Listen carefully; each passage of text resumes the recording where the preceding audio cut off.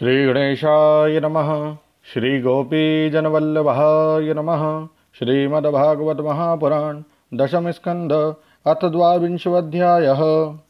चीरहरण। श्री सुखदेव जी कहते हैं, परीक्षित, अब हेमंत ऋतु आई।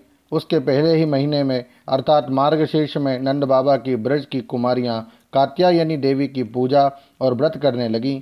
वे केवल हविष्यान्न ही खाती थीं। राजन, वे कुमारी कन्याएं पूर्व दिशा का क्षितिज लाल होते होते यमुना जल में स्नान कर लेती और तट पर ही देवी की बालुकामयी मूर्ति बनाकर सुगंधित चंदन फूलों के हार, भांति भांति के नैवेद्य, धूप दीप, छोटी बड़ी भेंट की सामग्री, पल्लव, फल और चावल आदि से उनकी पूजा करती। साथ ही प्रार्थना करती, कात्यायनी महामाहे महायोगिन्यधीश्वरी नंदगोपसुतं देवीं पतिं मे कुरुते नमः इति मंत्रं जपन्तस्तः पूजां चक्रुः कुमारिका। साथ ही, हे कात्यायनी, हे महामाये, हे महायोगिनी, हे सबकी एकमात्र स्वामिनी, आप नंद नंदन श्री कृष्ण को हमारा पति बना दीजिए। देवी, हम आपके चरणों में नमस्कार करती हैं। इस मंत्र का जप करती हुई वे कुमारियाँ देवी की आराधना करती हैं। इस प्रकार उन कुमारियों ने, जिनका मन श्री कृष्ण पर निछावर हो चुका था, उस संकल्प के साथ 1 महीने तक भद्रकाली की भली भांति पूजा की कि नंद नंदन श्याम सुंदर ही हमारे पति हो। वे प्रतिदिन उषा काल में ही नाम ले लेकर एक दूसरी सखी को पुकार लेती और परस्पर हाथ में हाथ डालकर ऊंचे स्वर से भगवान श्री कृष्ण की लीला तथा नामों का गान करती हुई यमुना जल में स्नान करने के लिए जाती। एक दिन सब कुमारियों ने प्रतिदिन की भांति यमुना जी के तट पर जाकर अपने अपने वस्त्र उतार दिए और भगवान श्री कृष्ण के गुणों का गान करती हुई बड़े आनंद से जल क्रीड़ा करने लगी। परीक्षित, भगवान श्री कृष्ण संकारी योगियों और शंकर और योगेश्वरों के भी ईश्वर हैं। उनसे गोपियों की अभिलाषा छिपी न रही। वे उनका अभिप्राय जानकर अपने सखा ग्वाल वालों के साथ उन कुमारियों की साधना सफल करने के लिए यमुना तट पर गए। उन्होंने अकेले ही उन गोपियों के सारे वस्त्र उठा लिए और बड़ी फुर्ती से वे एक कदम्ब के वृक्ष पर चढ़ गए। सभी ग्वाल वाल ठठाकर हंसने लगे और स्वयं श्री कृष्ण भी हंसते हुए गोपियों से हंसी की बात कहने लगे। अरे कुमारियों, तुम यहाँ आकर इच्छा हो तो अपने अपने वस्त्र ले जाओ। मैं तुम लोगों से सच सच कहता हूँ, हंसी बिल्कुल नहीं करता। तुम लोग व्रत करते करते दुबली हो गई हो। ये मेरे सखा ग्वालवाल जानते हैं कि मैंने कभी कोई झूठी बात नहीं कही है। सुंदरियों, तुम्हारी इच्छा हो तो अलग अलग आकर अपने अपने वस्त्र ले लो या सब एक साथ ही आओ, मुझे इसमें कोई आपत्ति नहीं है। भगवान की यह हंसी मस्खरी देखकर गोपियों का हृदय प्रेम से सराबोर हो गया। वे तनिक सकुचाकर एक दूसरे की ओर देखने और मुस्कुराने लगी। जल से बाहर नहीं निकली। जब भगवान ने हंसी हंसी में यह बात कही, तब उनके विनोद से कुमारियों का चित्त और भी उनकी ओर खिंच गया।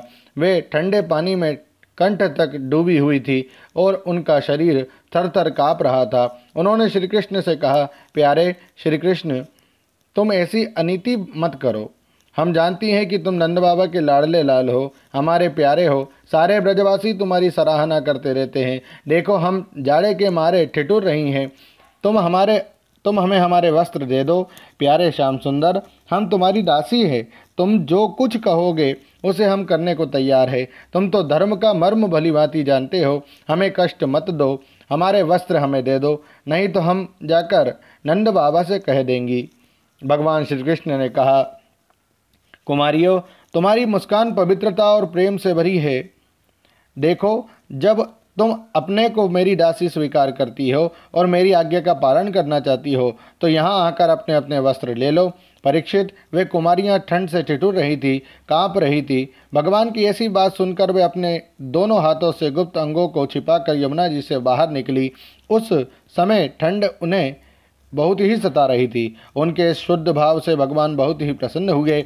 उनको अपने पास आई देखकर उन्होंने गोपियों के वस्त्र अपने कंधे पर रख लिए और बड़ी प्रसन्नता से मुस्कुराते हुए बोले, अरे गोपियों, तुमने जो व्रत लिया था उसे अच्छी तरह निभाया है, इसमें संदेह नहीं। परंतु इस अवस्था में वस्त्रहीन होकर तुमने जल में स्नान किया है। इससे तो जल के अधिष्ठात्र देवता वरुण का तथा यमुना जी का अपराध हुआ है। अतः अब इस दोष की शांति के लिए तुम अपने हाथ जोड़कर सिर से लगाओ और उन्हें झुककर प्रणाम करो। तदनंतर अपने अपने वस्त्र ले जाओ। भगवान श्री कृष्ण की बात सुनकर उनको ब्रज कुमारियों ने ऐसा ही समझा कि वास्तव में वस्त्रहीन होकर स्नान करने से हमारे व्रत में त्रुटि आ गई। अतः उसकी निर्विघ्न पूर्ति के लिए उन्होंने समस्त कर्मों के साक्षी श्री कृष्ण को नमस्कार किया, क्योंकि उन्हें नमस्कार करने से ही सारी त्रुटियों और अपराधों का मार्जन हो जाता है। जब यशोदानंदन भगवान श्री कृष्ण ने देखा कि सब की सब कुमारियाँ मेरी आज्ञा के अनुसार प्रणाम कर रही हैं, तब वे बहुत ही प्रसन्न हुए। उनके हृदय में करुणा उमड़ आई और उन्होंने उनके वस्त्र दे दिए। प्रिय परीक्षित, श्री कृष्ण ने कुमारियों से छल भरी बातें की, उनका लज्जा संकोच छुड़ाया, हंसी की और उन्हें कठपुतलियों के समान नचाया, यहाँ तक कि उनके वस्त्र तक हर लिए। फिर भी वे उनसे रुष्ट नहीं हुई।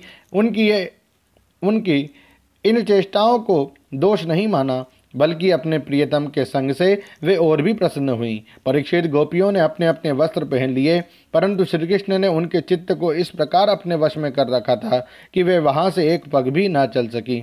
अपने प्रियतम के समागम के लिए सजकर वे उन्हीं की ओर लजीली चितवन से निहारती रहीं। भगवान श्री कृष्ण ने देखा कि उन कुमारियों ने उनके चरण कमलों के स्पर्श की कामना से ही व्रत धारण किया है और उनके जीवन का यही एकमात्र संकल्प है। तब गोपियों के प्रेम के अधीन होकर उखल तक में बंध जाने वाले भगवान ने उनसे कहा, मेरी परम प्रेयसी कुमारियों, मैं तुम्हारा यह संकल्प जानता हूँ कि तुम मेरी पूजा करना चाहती हो। मैं तुम्हारी इस अभिलाषा का अनुमोदन करता हूँ। तुम्हारा यह संकल्प सत्य होगा, तुम मेरी पूजा कर सकोगी। जिन्हें अपना मन और प्राण मुझे समर्पित कर रखा है, उनकी कामनाएं जिन्होंने अपना मन और प्राण मुझे समर्पित कर रखा है, उनकी कामनाएं उन्हें सांसारिक भोगों की ओर ले जाने में समर्थ नहीं होती। ठीक वैसे ही जैसे भुने या उबले हुए बीज फिर अंकुर के रूप में उगने के योग्य नहीं रह जाते। इसलिए कुमारियों, अब तुम अपने अपने घर लौट जाओ। तुम्हारी साधना सिद्ध हो गई है। तुम आने वाली शरद ऋतु की रात्रियों में मेरे साथ विहार करोगी। सतियों, इसी उद्देश्य से तो तुम लोगों ने यह व्रत और कात्यायनी देवी की पूजा की थी। श्री सुखदेव जी कहते हैं, परीक्षित, भगवान की यह आज्ञा पाकर वे कुमारियां भगवान श्री कृष्ण के चरण कमलों का ध्यान करती हुई जाने की इच्छा न होने पर भी बड़े कष्ट से ब्रज में गईं। अब उनकी सारी कामनाएं पूर्ण हो चुकी थी। प्रिय परीक्षित, एक दिन भगवान श्री कृष्ण बलराम जी और ग्वाल वालों के साथ गौए चराते हुए वृंदावन से बहुत दूर निकल गए। ग्रीष्म ऋतु थी। सूर्य की किरणें बहुत ही प्रखर हो रही थी, परंतु घने घने वृक्ष भगवान श्री कृष्ण के वृक्षों को छाया करते देख स्तोकृष्ण, अंशु, श्रीदामा, सुबल, अर्जुन, विशाल, ऋषभ, तेजस्वी, देवप्रस्थ और वरुथप आदि ग्वाल वालों को संबोधन करके कहा, मेरे प्यारे मित्रों, देखो ये वृक्ष कितने भाग्यवान हैं। इनका सारा जीवन केवल दूसरों की भलाई करने के लिए ही है। ये स्वयं तो हवा के झोंके, वर्षा, धूप और पाला सब कुछ सहते हैं, परंतु हम लोगों की उनसे रक्षा करते हैं। मैं कहता हूँ कि इन्हीं का जीवन सबसे श्रेष्ठ है, क्योंकि इनके द्वारा सब प्राणियों को सहारा मिलता है, उनका जीवन निर्वाह होता है। जैसे किसी सज्जन पुरुष के घर से कोई याचक खाली हाथ नहीं लौटता, वैसे ही इन वृक्षों से भी सभी को कुछ ना कुछ मिल ही जाता है।